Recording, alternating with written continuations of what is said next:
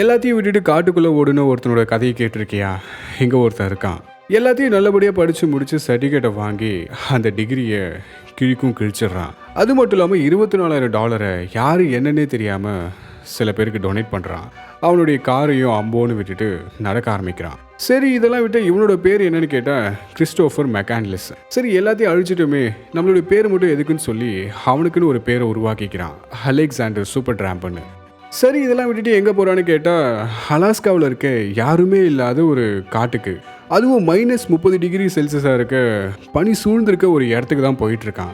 இதெல்லாம் எதுக்காக பண்ணுறான்னு கேட்டால் நம்ம எல்லாருக்குமே ஒரு ட்ரீம் லைஃப்னு ஒன்று இருக்கும். இப்படி வாழ்ந்தால் எப்படி இருக்கும், அந்த மாதிரியான ஒரு வாழ்க்கையை இவன் வாழ்ந்திருக்கான். சொல்லணும்னா இது ஒரு கதை கிடையாது, ஒரு உண்மையான சம்பவம்.